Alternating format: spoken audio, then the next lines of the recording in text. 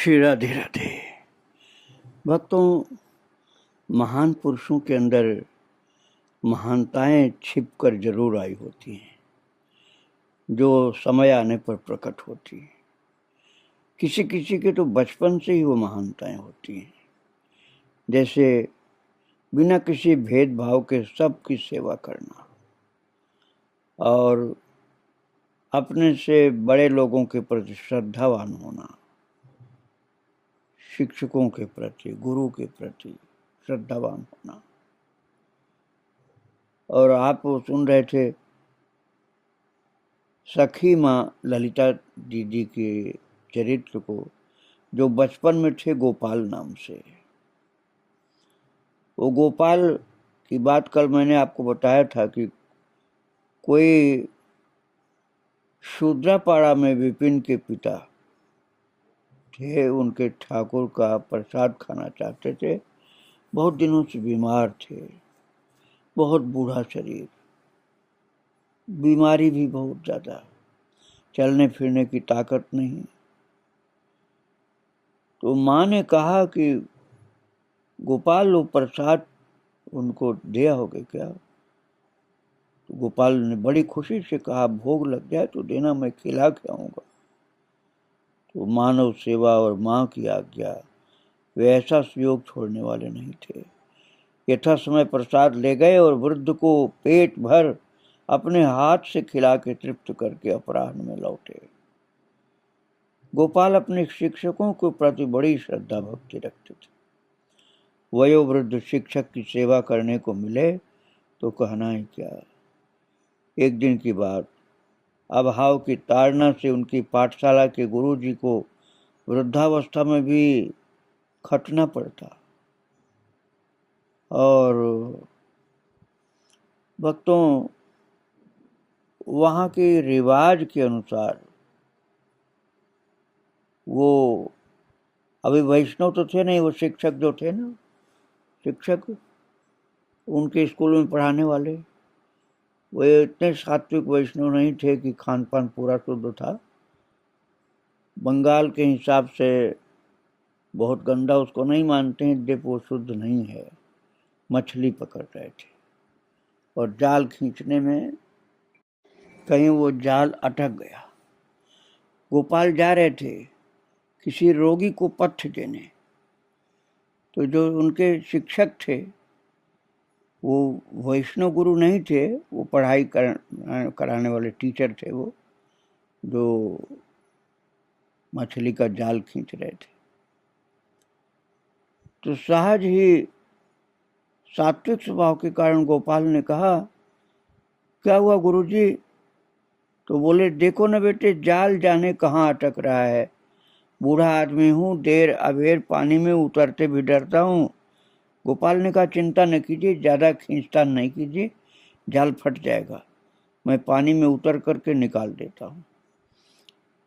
और गुरुजी जीभ काटते हुए बोले, अरे नहीं बेटा, अरे नहीं, तुम ब्राह्मण के लड़के हो, हम लोगों के लिए, ठाकुर वंश के लिए ये तुम्हें करने की जरूरत नहीं। लेकिन गोपाल ने सुना नहीं। वो हाथ का पात्र रख करके तालाब में उतरते उतरते कहा, तो क्या हुआ? मैं ब्राह्मण का लड़का हुआ तो क्या हुआ? आप ठाकुर हैं, आप मुझको पढ़ाते तो हैं, तो मेरे लिए तो एक प्रकार के ज्ञानदाता गुरु ही हैं। आप वृद्ध हैं, ऊपर से मुझे पढ़ाने वाले शिक्षक हैं, आपका थोड़ा सा काम कर दूं तो क्या घिस जाऊंगा मैं? कोई 15 मिनट की मशक्कत के बाद गोपाल जाल निकालने में सफल हुए और गुरुजी की लज्जा की सीमा नहीं रही।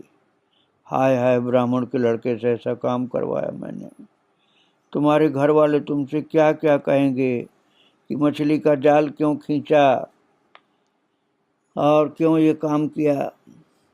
गोपाल ने जात धर्म आदि को मानव सेवा में कभी आड़े नहीं आने दिया। भक्तों, वे निर्भीक हो अपने वयोवृद्ध शिक्षक से बोले, जो जाति के नाम पर बदजाति करते हैं, करने दीजिए। आप तो यह आशीर्वाद दीजिए कि मैं बिना किसी दुविधा जीव सेवा करके धन्य हो जाऊं और मेरा यही सेवा धर्म बना रहे। और कुछ लोगों ने कहा सुनी कि तुमने मछली का जाल खिंचवाने में सहयोग दिया। तो गोपाल ने मानव सेवा को परम धर्म मान करके कहा कि वो बूढ़े थे, परेशान थे, थोड़ा सा हाथ लगाने से क्या हो गया मेरा। तो फिर उनको कहा गया, अरे तुम्हें नहीं छुआ चाहिए, मछली का जाल क्यों छुआ। तो उन्होंने कहा कि जो कोई व्यक्ति परेशान था तो सहयोग किया।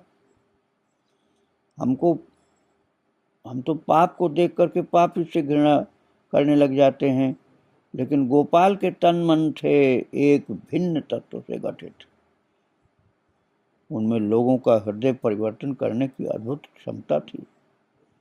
एक बार विजयादशमी पर लोग वहां के रिवाज के अनुसार प्रतिमा विसर्जन के लिए तालाब के किनारे एकत्रित थे। देखने में आया कि तालाब के ठीक बीच में जाने क्या उठ रहा है, डूब रहा है, उठ रहा है, डूब रहा है। जैसे ही पता चला कि आदमी है, गोपाल भीड़ का ध्यान आकर्षित करने के लिए एक दो बार चीख पुकार करके तालाब में कूद पड़े और उस आदमी के निकट जा पहुंचे जो डूब रहा था। आदमी जब डूबता है तो बचाने वाले को इतनी दृढ़ता से पकड़ लेता है कि उसके प्राण भी संकट में पड़ जाते हैं। और उसने भी वही किया। एक दो बार तो गोपाल भी डूब गए। आदमी को लेकर के किनारे तक आना कठिन हो गया, लेकिन गोपाल की उस चीख पुकार को सुन करके, उस दृश्य को देख करके दो तीन अन्य लोग भी कूदे। तो आदमी को फिर किसी तरह से मिलजुल कर खींच करके बाहर लाए। गोपाल के पेट में पानी चला गया, बचाने में डूब गए कई बार वो, फिर भी वो घबराए नहीं। उन्होंने कहा उसकी जान बच गई। वो आदमी मृत प्राय था बिल्कुल। कुछ स्वस्थ होने पर उसने पूरी बात बताई। एक स्त्री अपने बर्तन तालाब के किनारे रख करके कहीं चल दी, तो यह आदमी उन्हें चुराने की नियत से पानी में उतरा। जाने क्या हुआ, पैर फिसला और वह अथाह पानी में जा पहुंचा। वो तैरना नहीं जानता था, तो चोर था, तो उसने सोचा हम चिल्लाएं यदि तो लोग हमको पकड़ लेंगे, मारेंगे। अब चोर होकर चीखता पुकारता तो यही संकट होता, पिटाई हो जाती। तो चुपचाप घाट की ओर आने की चेष्टा कर रहा था, पर डूबता ही चला गया। बोला, इन बाबूजी अर्थात गोपाल ने बचाना चाहा तो मैंने इनका गला पकड़ लिया, फिर क्या हुआ मुझे पता नहीं। भीड़ का नियम है अवसर की खोज में रहना। अभी कुछ हो और आस्तीनें ऊपर करके हथेलियों की खुजली मिटाएं। लोग कहानी को सुनते ही गाली गलौज करके कहानीकार को मारने को उद्यत हुए, पर गोपाल ने वो अवसर नहीं दिया। बड़े शांत भाव से समझाते हुए बोले, मात्र गाली देने और मारने से इसका स्वभाव नहीं बदलेगा। कुछ ऐसा करो जिससे इनका चरित्र निर्मल हो।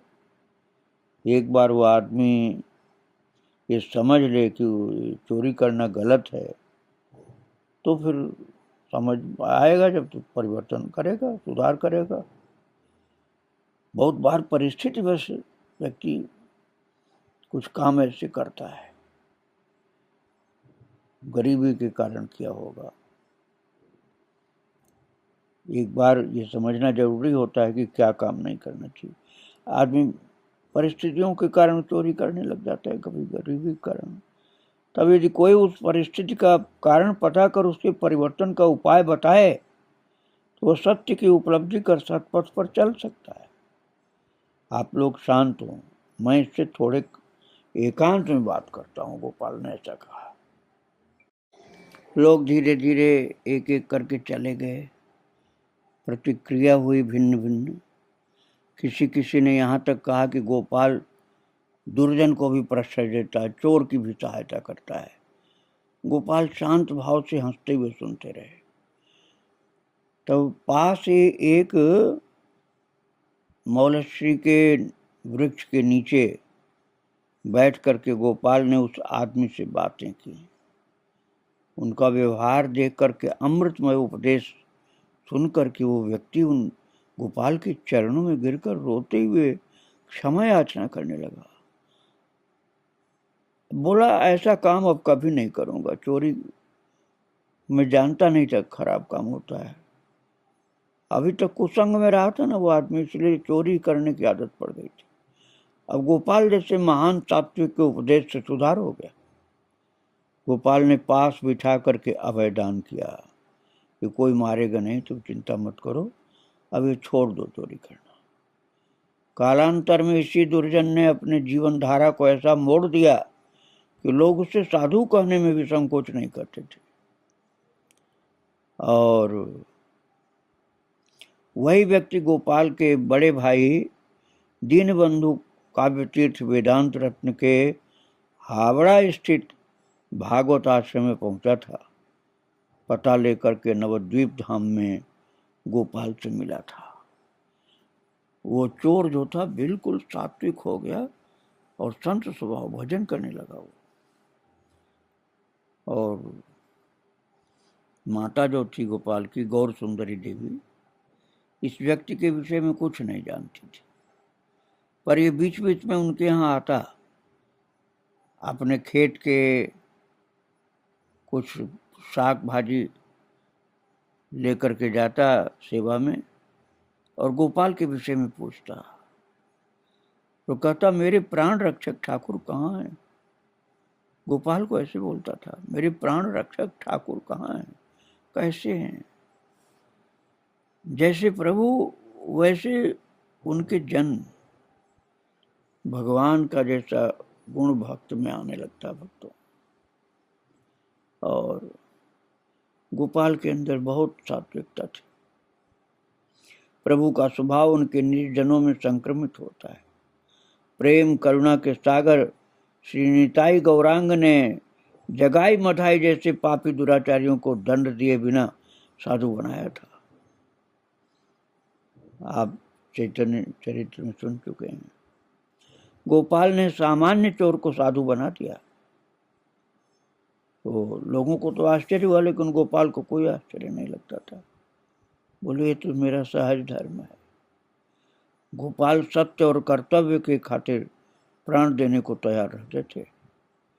जिस बात को कर्तव्य मान लेते उसे करके चैन लेते, बाधा विघ्न की चिंता नहीं करते। उस दिन यही हुआ। तब उस अंचल में अधिकांश घर घास फूस के हुआ करते थे, झोपड़ी होती थी। विभिन्न कमरे इस प्रकार सटे हुए जुड़े हुए कि एक की छत पर चढ़कर पूरे घर की छत पर घूम करके आ जाएं। एक और बात, फागुन चैत आए नहीं कि कहीं न कहीं आग भी लगती थी। अग्निदेव का एक कोप प्रतिवर्ष होता था। एक कमरे में आग लग जाए तो और कमरों को बचाना कठिन होता था, क्योंकि घास फूस के कमरे होते थे। मिट्टी की दीवार, ऊपर छत तो होती नहीं थी, घास वाली छत होती थी। तो उस दिन आग लगी तो निकटवर्ती झील की उस पार एक गरीब के छप्पर पर जाकर गिरी चिंगारी।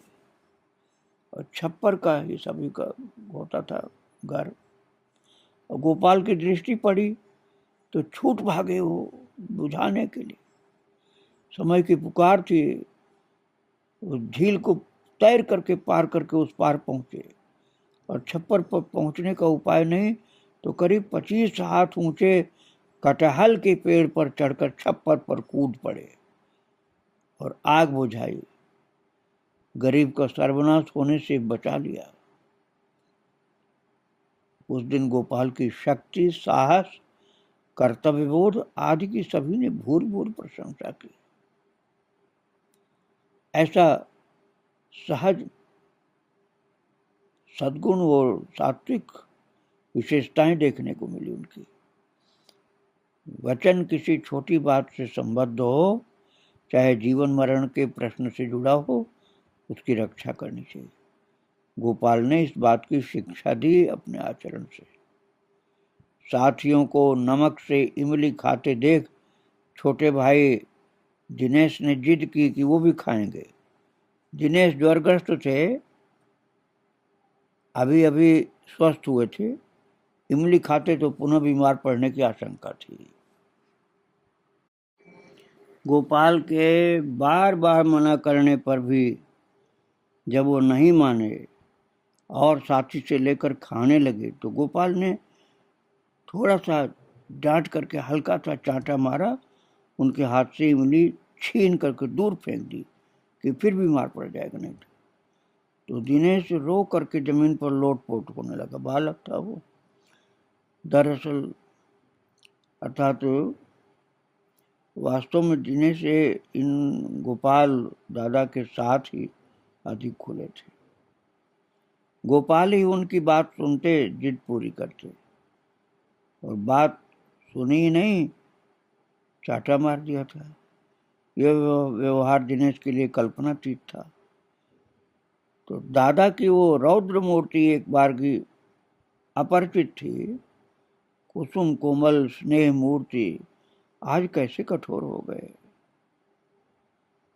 भक्त महापुरुष कभी कभी ऐसे हो जाते हैं किसी के कल्याण के लिए। उनकी कठोरता के पीछे कोई मधुमय कल्याण सलीला, कोई स्थायी आनंद धारा होती है। चांटा मारते ही गोपाल के प्राण रो उठे कि मैंने क्यों चांटा मार दिया इसको। और दौड़ करके भाई को उठाया, गोद में लेकर समझाया। बोले, दीने तुझे एक सुंदर खिलौना ला कर दूंगा, खजूर खिलाऊंगा। बातें थी कि खजूर दिनेश को बहुत प्रिय थे। सब भूल कर छूटते ही बोले, अच्छा तो ले आओ।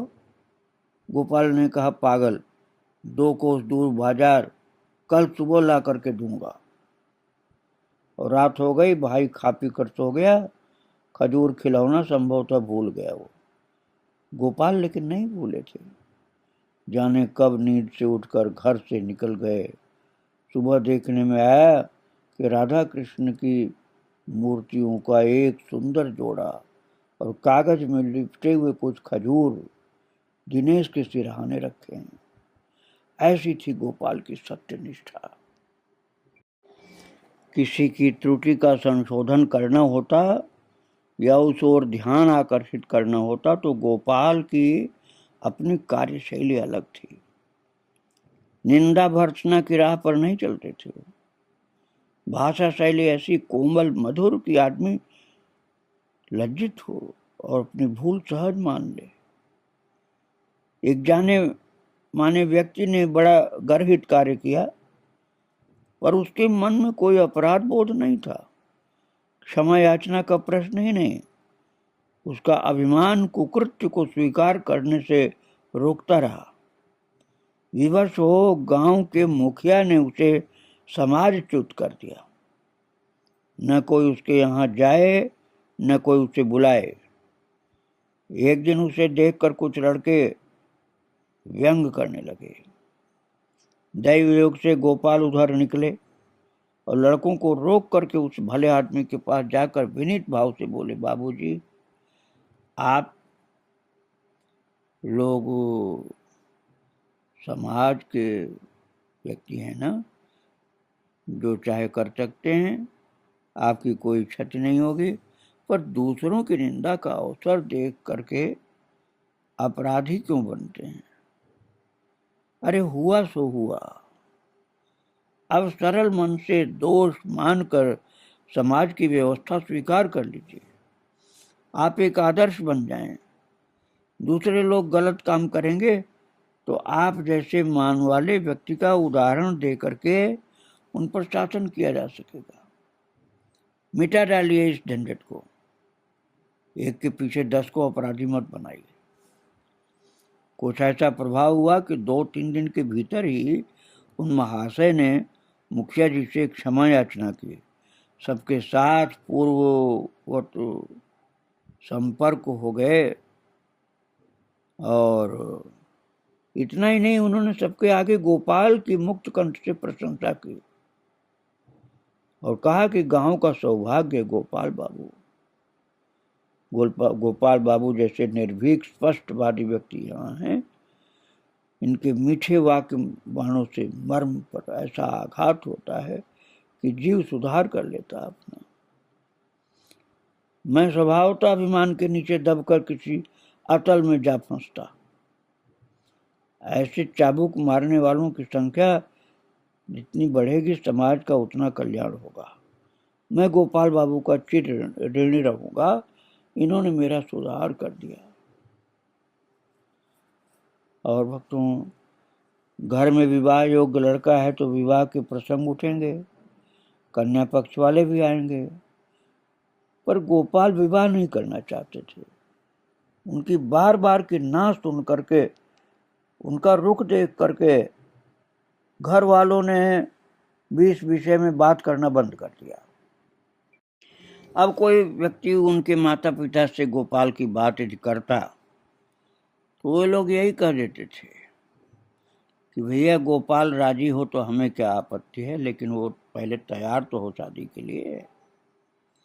एक दिन इसी प्रसंग को लेकर एक व्यक्ति गोपाल के पास आया। गोपाल ने उसकी कीर्ति सुन रखी थी। तो कीर्ति ये है कि वो व्यक्ति कुछ दिन पहले संपत्ति का बंटवारा कर अपने बड़े भाई से अलग हो गया। आज उसने विवाह की चर्चा आरंभ की तो गोपाल ने उसको कहा, हाँ ब्याह तो करना ही होगा, न करूँगा तो माँ बाप के 2-4 बर्तन भाड़े हैं, उन्हें बंटवारा करके बजाऊंगा कैसे। तो उस आदमी को आश्चर्य हुआ, क्यों, तुम लोग ही तो रास्ता दिखा रहे हो ना। गत वर्ष तुम्हारे भाई ने अपनी स्त्री के गहने गिरवी रख करके कर्जा लेकर तुम्हारा ब्याह किया ना। साल भर नहीं हुआ, तुम उसी भाई के सिर पर लाठी मार करके घर का बंटवारा करके उसे रास्ते पर बैठाना चाहते हो। तुम लोगों के कांड देख सुन करके इतनी अकल आ गई है कि हम लोग शादी के लिए अच्छी प्रकार तैयार हो रहे हैं। गोपाल की ऐसी स्पष्टवादिता देख करके लोग उनसे डरे डरे रहते थे। वो आदमी चुपचाप अपना सा मुंह लेकर चला गया। वो समझ गया कि मेरी जो गलती हुई है झगड़ा झंझट करके शादी करने की, उससे मर्माहत हुए हैं, ये शादी नहीं करने वाले। गोपाल की बड़ी भाभी, काकी माँ या गांव की भद्र महिलाएं विवाह की बात करती तो वो कहते, आप बार बार क्यों कहती हैं, बताइए किसके साथ करेंगी, स्त्री मात्र मेरी माँ जैसी है। और जब सभी स्त्रियां माँ जैसी तो मैं विवाह कैसे करूं। बाप रे, युवावस्था में स्त्री जाति के प्रति ऐसा दृष्टिकोण एक नवयुवक के मन में जहाँ विवाह करने की इच्छा होती है, वहाँ गोपाल के मन में इतना वैराग्य और इतनी ऊंची दृष्टि कि सभी स्त्रियां मेरी माँ हैं। एक थे रामकृष्ण परमहंस देव, पत्नी शारदा देवी के प्रति मातृबुद्धि रखी थी। एक थे जगत बंधु सुंदर, परिवार की किसी महिला के चरण छूने को कहा गया तो एक लकड़ी भद्र महिला के पैरों से स्पर्श करा के लकड़ी को ही सिर से लगाया।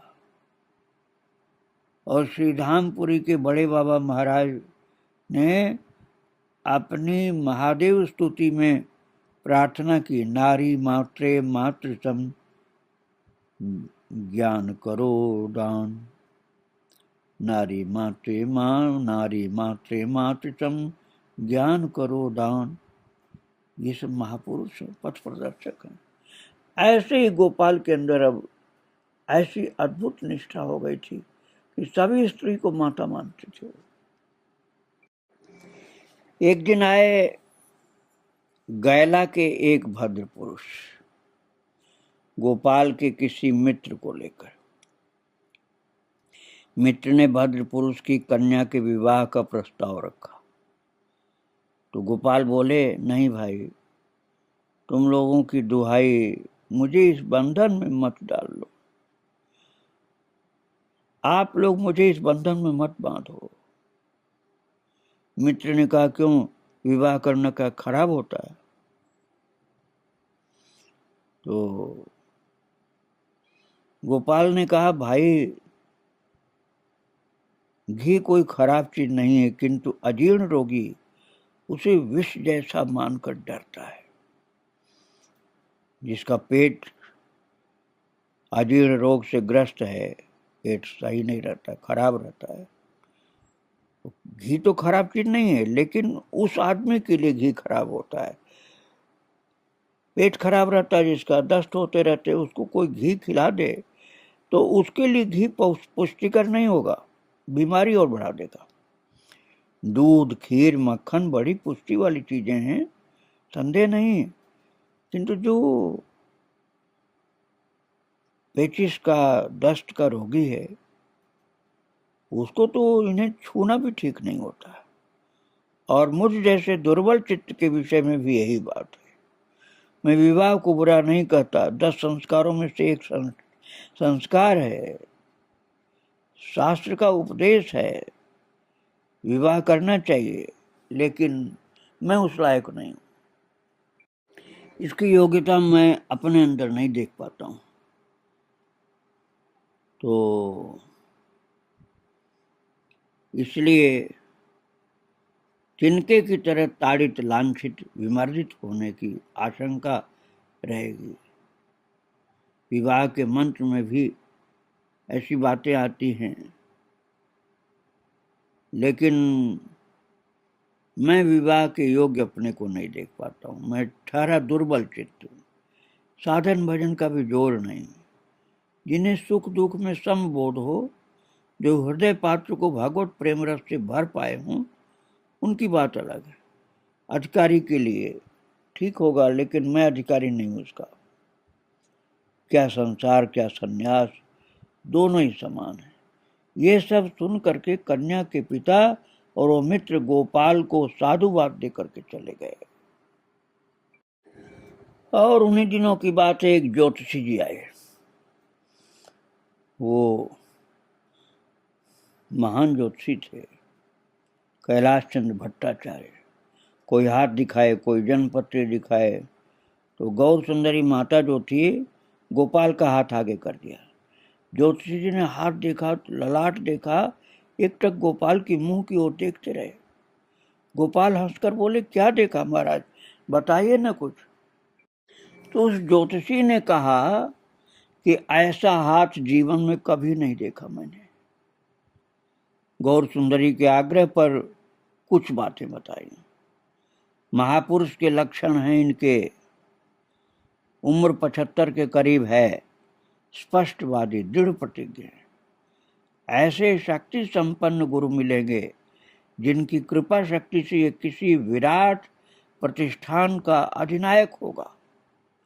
गृहस्थाश्रम में नहीं रहेगा ये। एक और बात, हाथ की रेखा के साथ ऐसे चिन्ह का संयोग है जिसके फलस्वरूप इसे जीवन के अंतिम दिन तक कोई छद्म वेश धारण करके रहना पड़ेगा। और जब ऐसे गुणों बताने लगे तो गोपाल हंस करके अपना हाथ पीछे खींच लिए और बोले, मैं तो डकैतों का सरदार बनूंगा। भक्तों, ऐसी इनकी रेखाएं भी थी अद्भुत। इनके विषय में आगे और सुनाऊंगा। आज इनको प्रणाम करके यहीं विराम दे रहा हूँ। श्री राधे राधे, जय श्री राधे।